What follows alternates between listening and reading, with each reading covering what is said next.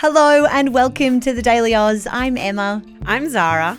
This week, Donald Trump shared some of his foreign policy ideas ahead of the US president-elect's inauguration on the 20th of January.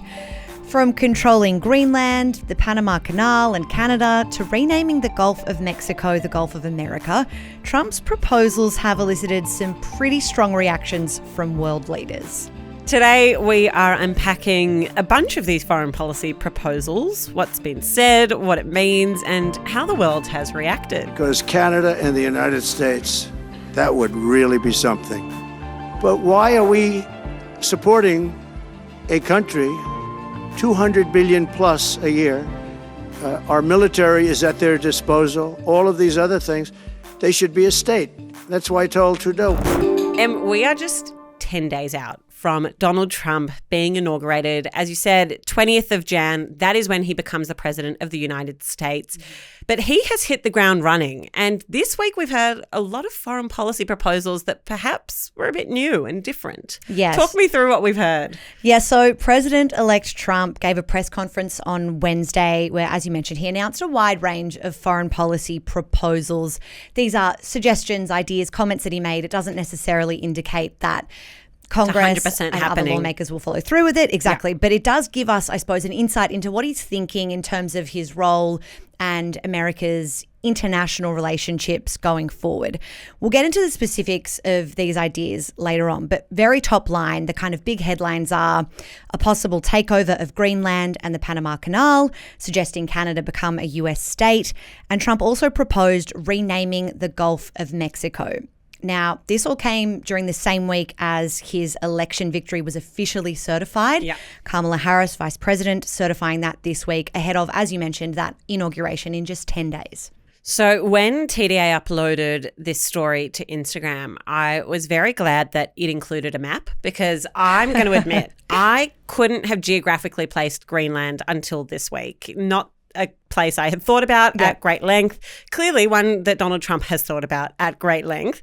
Where is it? And what do we need to know about Greenland, a territory that's been in the news this week, I'd say more than ever? Yeah, well, I mean, in terms of its location, you'd be forgiven if you couldn't pinpoint it on a map. It's an island of 56,000 people located between Europe and North America. If you were looking on a globe, it'd kind of be right up the top near the Arctic Circle. Mm-hmm.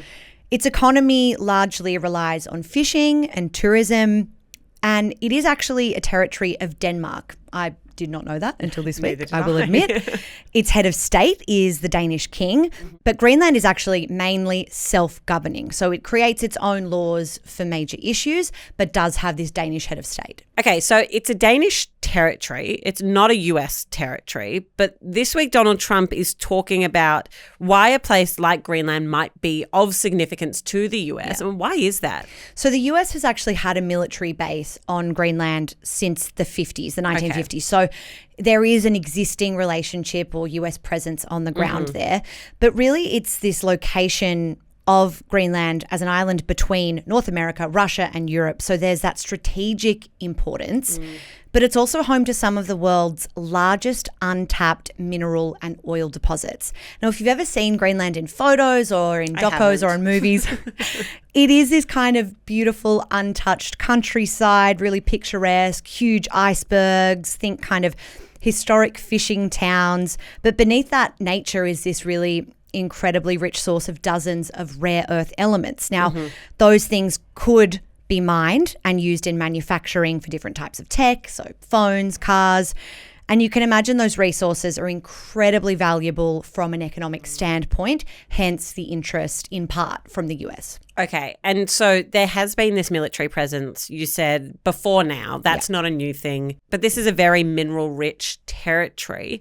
What have we heard from Donald Trump this week about Greenland? So Trump told reporters at that presser on Wednesday that the US needs control of Greenland for national security purposes, essentially to counter this sort of Chinese and Russian influence that he described.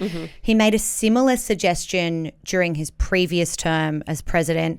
So this is clearly something that he's been thinking about for many years. But it just remained a suggestion at that point. Obviously, no actions were taken. Exactly. But in terms of how he might see this plan through, a reporter straight up asked him if, he would use military force to do that, and Donald Trump wouldn't rule that out. He said he wouldn't rule out the use of military or economic coercion to take control of Greenland from Denmark. Trump also said he'd impose high tariffs on goods imported from Denmark to the US if it refused to give up the territory. He questioned overall Denmark's right of sovereignty in the region, and he suggested that if put to a vote, the people of Greenland would vote for US control.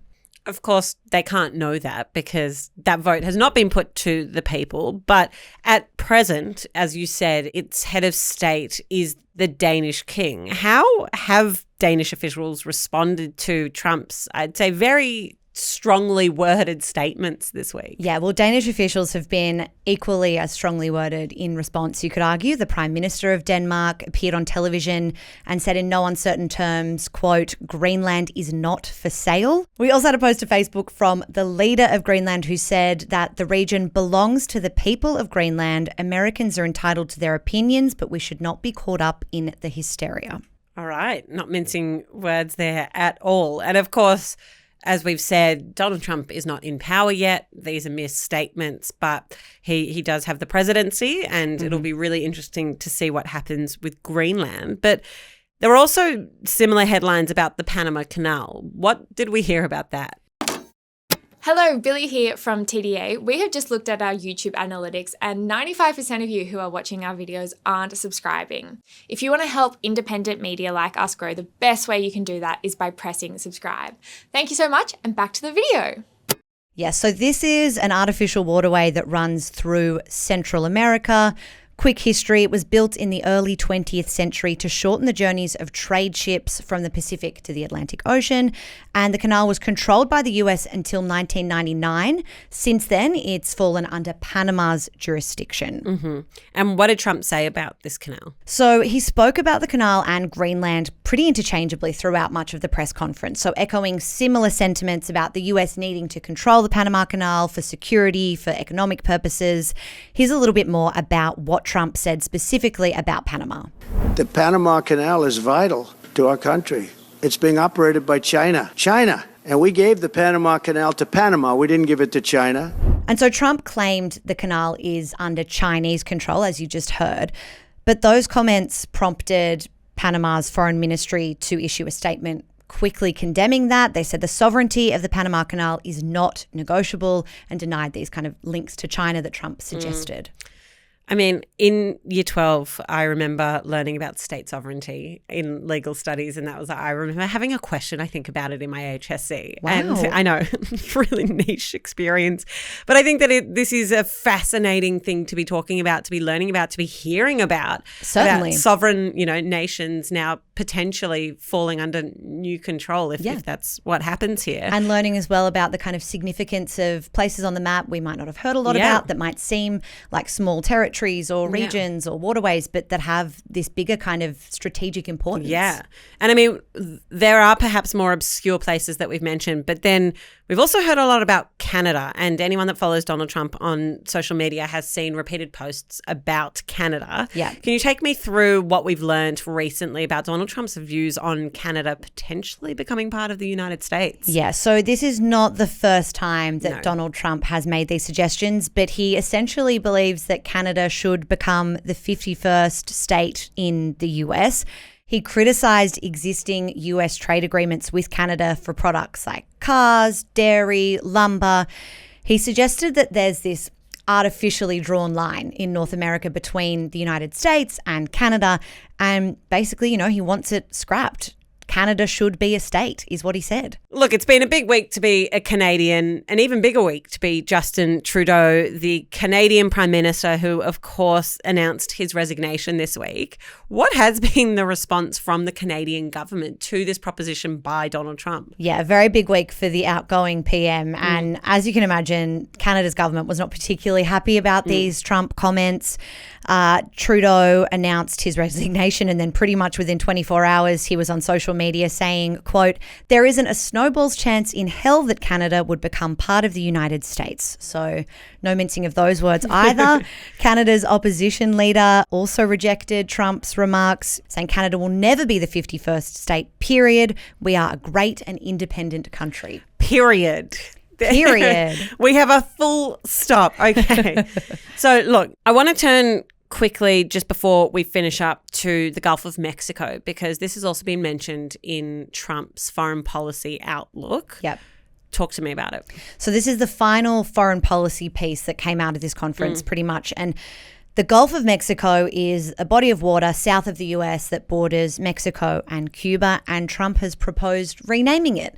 To what? To the Gulf of America. Trump said it would have a, quote, beautiful ring to it.